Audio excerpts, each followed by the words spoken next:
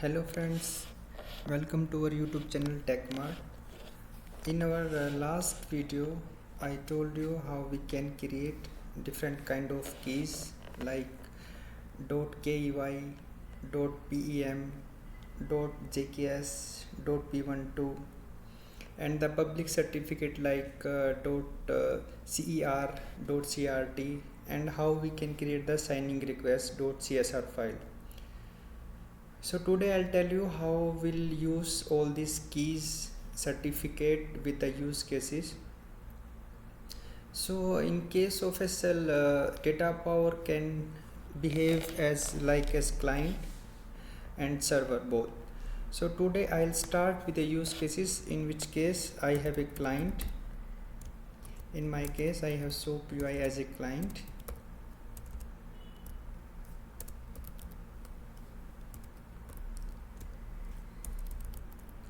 And data power will behave here as server, and we have a destination server. So in case of SSL, data power can behave as client, okay, and it acts as well as server as well. And here the client could be the HTTP or HTTPS. So I'll try to cover many use cases in which data power will run on HTTP and the destination server is on HTTPS, or data power is on HTTPS and the destination server is on HTTP, and data power is on HTTPS as well as the destination server is on HTTPS as well. So I'll try to cover few topics like what is SSL client profile, what is SSL server. So with the use cases we'll try to cover to make understand better this concept. I'll try to cover few use cases so that we'll able to understand how data power behaves in case of SSL handshake. So to cover first use case, I'll tell you. So it's our first use case. So in our case data power is as a server, okay, and we have a client is a SOAP UI, and I configured a currency converter WSDL I have. So for that server will be on which the WSDL is hosted, so that will be a destination server for us. So for that we can create web service proxy or multi-protocol gateway. I have web service proxy, so this is my web service proxy here. So I have currency web service proxy. In my next videos I'll tell you how we can create the web service proxy or multi-protocol gateway. I am trying to make this video now because I want to continue that session, the session regarding to our certificate. So continue that session. I'm using the already existing web service proxy, and as I told you, we need some keys and certificate. So for that I uploaded the keys and certificate into my default domain. I uploaded the keys and certificate into my default domain in the shared set folder, because as I told you that if you want to share all the keys and certificate for all the domains, so in that case you shall upload the certificate and the keys into default domain shared set folder. If you want to use the keys and certificate for a specific domain, so you shall upload the keys and certificate in that specific domain only. But it's preferable that we shall upload the keys and certificate, all the keys and certificate into default domain and the shared set folder. So every domains can use these keys and certificate whenever it would be required. So as of now, as you can see that I have lab private key and the lab test which we created in our last videos. So I'll use both keys and the certificate. So I'll go back to my test domain. So here we have web service proxy, currency.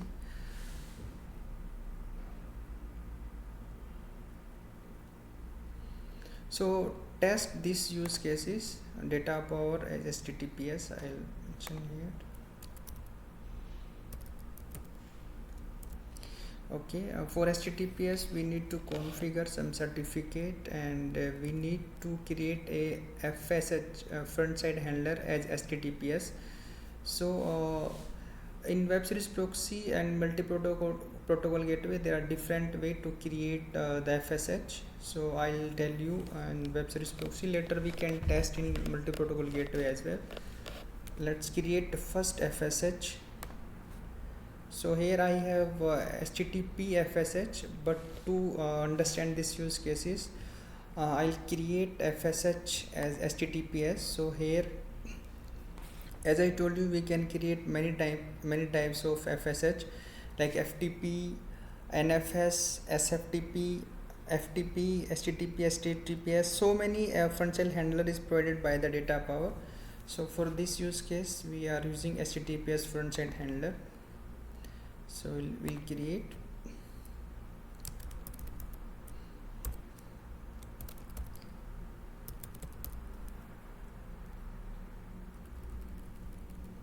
HTTPS and it is FSH. So we're keeping the naming convention like that. So by default it's taking 443, but we can use another port. Basically the 443 port is reserved for the API connect if we are using API connect with the data power. So later I'll show you how we'll integrate API connect with the data power. So that port is reserved for that. So better we'll use another port for this use case. So I'm using another port like 535, and here we need, by default that get method is disabled, so we need to enable that one. So we'll check that one, and here we need to, so here are some like SL server type proxy profile, server profile, and SNS server profile. In the proxy profile, if data power is behaving like a client or server or both, means data power can behave a client and a server at the same time. So in the proxy profile we need to select what kind of proxy profile you want to select. In case of proxy profile, I told you that if data power is behaving like that, I'll show you, like if we selected the proxy profile. Okay, so here we need to create the proxy profile. So to create the proxy profile, so here we need to select the direction.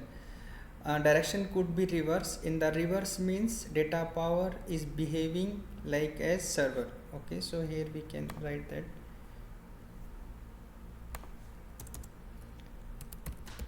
SSL direction. So direction is like forward,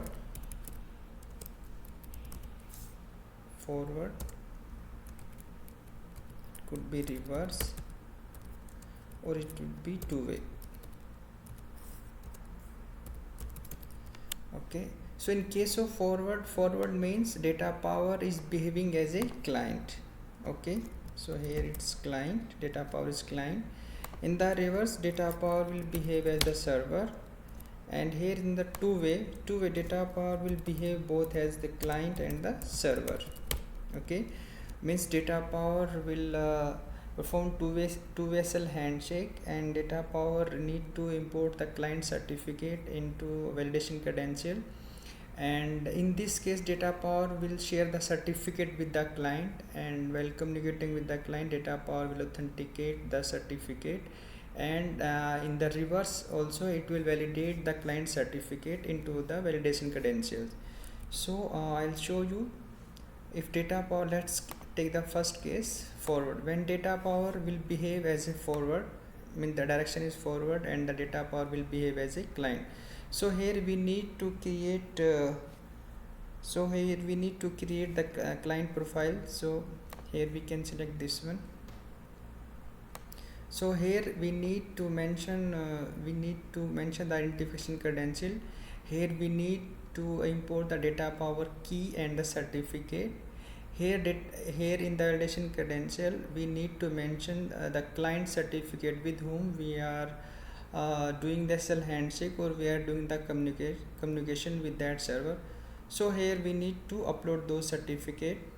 here cipher. So here we can mention the ciphers if you want to disable any ciphers, like in our case we are disabling the RC4 cipher. So data power timely will allow you to disable the big cipher. So here we can enable or disable the big cipher, and here in the options we can select the SSL version or TLS version. Here we are having like enable default setting, we are disabling the SSL and SSL v3, and to enable the SSL TLS version like 1.0 we can select this one and disable or enable, yes, disable TLS version 1.0 disable. If you want to enable and disable specific TLS version, you can select this one. So as of now we are keeping the default setting. So in case of forward, we need to create the identification credential along with the validation credential. So we are cancelling this one. Okay, when cell direction is the reverse, in reverse data power will behave as a server. So in case of reverse, we'll see what we need to create here. Here we need to again create the identification credential and the validation credential, and again we can enable or disable some cipher here, the same settings here. Okay, that will cancel this one. So in case of two-way, when data power will behave as a client as well as the server. So here we need to create a client profile here along with the server profile, because data power is behaving as client as well as the server. So here we need to create the crypto profile and the server profile accordingly. So in our as per our use cases, data power will behave as a server. Okay, so here we are selecting this one as a server profile. Okay, here is one more option, I'll tell you that option also, SNI server profile. If you want to make a rule for a specific server or host, so for that you can select the SNI server profile, and here you can mention the host name mapping profile. So here you can create those profile, and you can mention the IP or some DNS name for that server, so it will work. So that SSL server profile will work for that server. Or if you want to create the SSL profile for all the servers, simply you can mention here star value, so it will work for all the servers who will communicate with the data power. So we can do like that. So I am cancelling this one. This for concept I told you this one. For our use cases, we'll consider data power as a SSL server profile. Okay, SSL server profile. So we'll create here server profile. To create the server profile, so we'll see some settings. So here we'll create lab SSL server profile. Okay, so here we can enable and disable the TLS version as per our security norms, and we can here we can we can remove any cipher here, or if we want to add any cipher from here drop down, like as of now in this list MD5 is not added. If you want to add, for example, if you want to MD5, we'll just select from here, we'll select MD5 and we'll add. So in this drop down we can see MD5 as well. So as per requirement, we can add or remove the ciphers here. We can add or remove here the protocols. So here we need to we need to get the identification credential. So I'll create identification credential here. So we'll create here lab CIC identification credential. For that we need the keys and the certificate. As I told, I already uploaded the keys in our shared folder, shared cert. So we'll go there and we'll select this one. So here this is the private key, lab private key we need to mention here. So lab CK, we'll select this one. Okay. Okay, so we'll create the certificate here.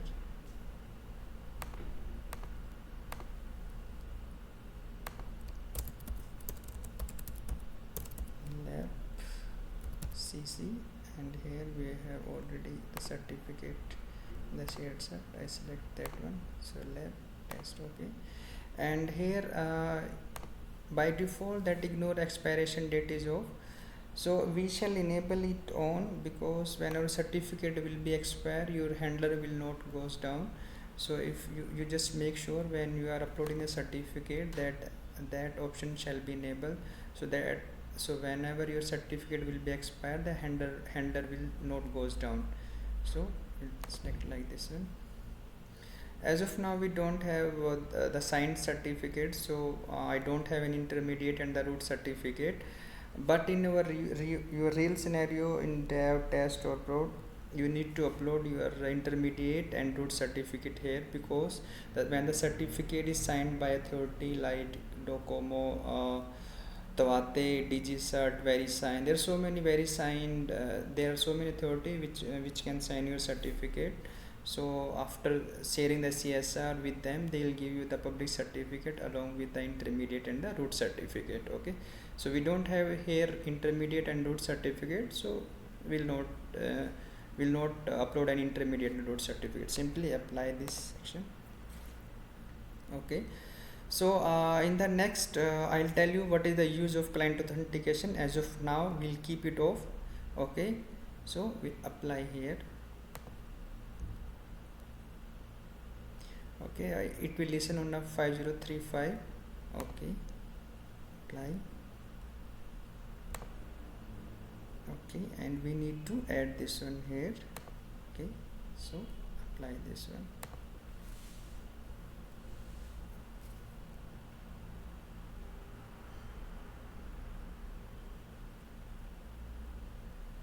Okay, so we'll save this configuration. We can see that we have 5 handlers, so all are up. Okay, so let's how we'll test. So as if this is on HTTP, so to test this one we shall go on HTTPS and we'll mention the port 5035. Okay, so as of now you can see here there is no SSL info available. So when we'll run this, we'll get the SSL info. See, actually there I'm unable to connect with my backend system due to some issues.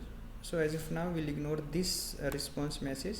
Okay, so here we can see that SSL info we can see the same certificate information which we uploaded into our identification credential certificate part. So here we can see the certificate which we created in our last videos.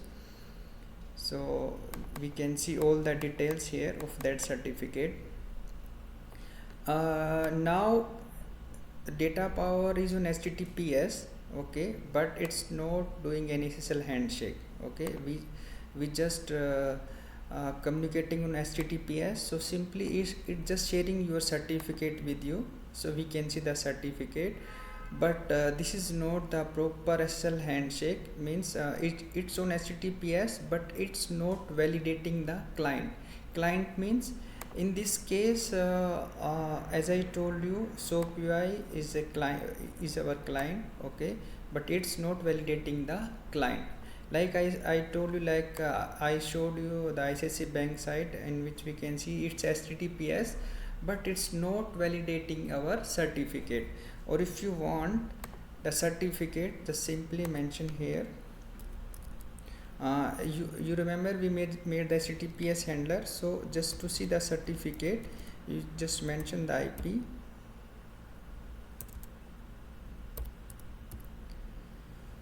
Okay, instead of 9090 it's listening on 5035. Okay, so we'll mention this one.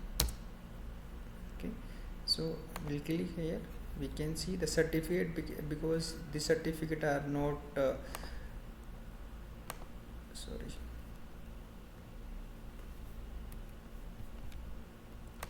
we'll click on the certificate part, and here we can see the certificate value from 7th July to 7th July 2022.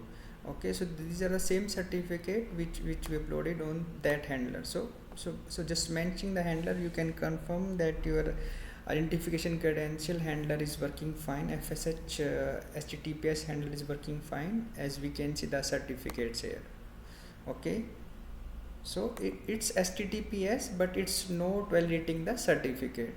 So to make validation, how we'll do, we'll go to SSL server profile which we created. Okay, here this is our lab SSL server profile. Okay, we'll here. So here what we'll do, we'll enable request client authentication, means Data Power will validate the client with the certificate. So what we'll do, we'll enable it. Okay, so we'll check these settings one by one. Okay, so here we enable this client authentication, but the second option require client authentication. If we'll make it off, okay, and valid client certificate is off. Okay, so let's see what will be the impact. So we are applying it. Okay,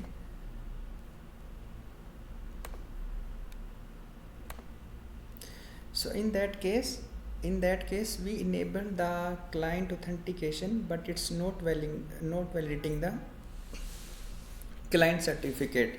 So what we'll do, the next step, in that we are requesting the client authentication, but Data Power is not validating, because we need to enable this require client authentication. So we'll enable it. When we'll enable it, let's see, the behavior will be changed and Data Power will validate the client's certificate. Okay, so if we'll do here, so here see, the SSL info is disabled. Okay, if you'll go here, that SSL info is disabled and we can't see the certificate, and here we'll get error getting response Java net socket exception. We are unable to connect with the Data Power here in this case. So here Data Power is validating the certificate and we don't have the certificate in our SOAP UI, so it will fail. So what we'll do, we'll upload the Data Power. You remember in our last videos I created the .jks file and .p12 file. So in our case, .jks and .p12 file both will work. I'll show you one by one. Let's try with the first .jks file. I selected a JKS file and we have the password for a JKS file, so we'll mention the password here. Okay, I mentioned the password here. Okay, now we'll trigger the request. You can see here still SSL info is disabled, so we'll try this one.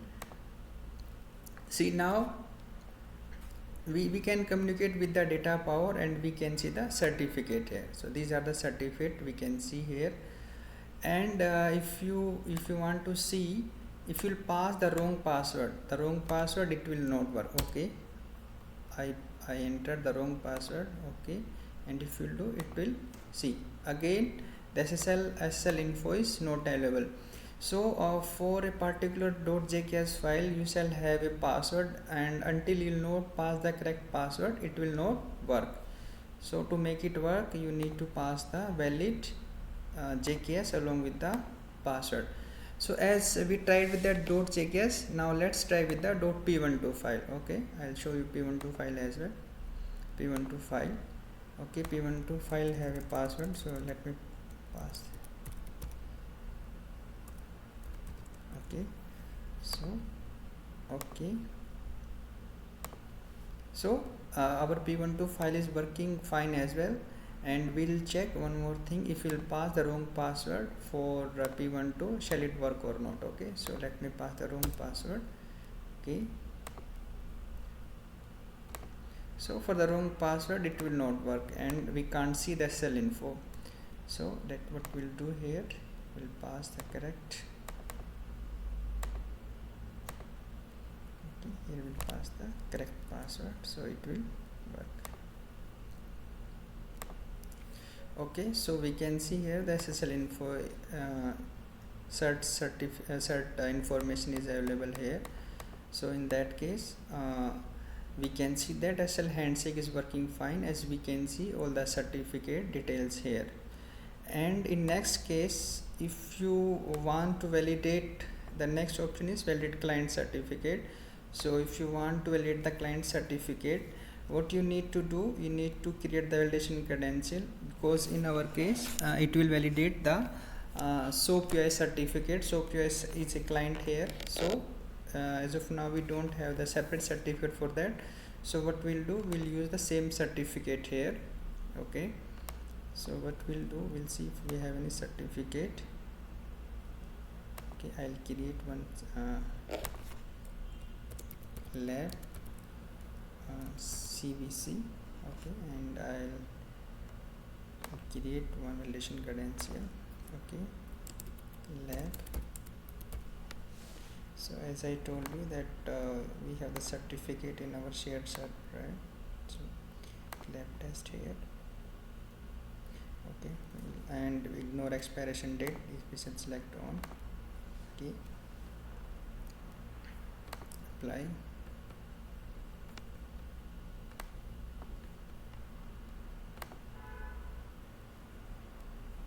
Okay, we'll save this. Okay, something wrong here. Okay, here it's showing that SL handshake is failure. So just to make it work, what we'll do, maybe some issue with the certificate. So don't know what is the issue with the certificate. Okay, so we'll disable this one. Okay, it's not validating the client certificate. Sometime it's issue with the SOAP UI. Meantime I observed that I was not able to do the SL handshake with the SOAP UI, but by this way you have the client certificate. In the real scenario you can upload the client certificate, and in this case it will definitely work. Okay, because because as of now I don't have the valid certificate, so sometime the behavior will be changed. I don't have the intermediate and the root certificate. So for this use case we came to know that to enable the HTTPS handler for the data power, we shall have the certificate. We need to configure the identification credential and identification credential, and we need to import the keys and the certificate. So it's working now. Okay, we don't have the valid certificate, that's why it's failing with the SL handshake. No problem. So our first use case is covered. In that we have the SOAP UI as a client, data power is HTTPS server, and the destination server. So there's some issue, I am unable to connect with the backend system. So no problem, in the real scenario you can use the same use case. So guys, hope you enjoyed this video. Next video I'll try to cover more topics.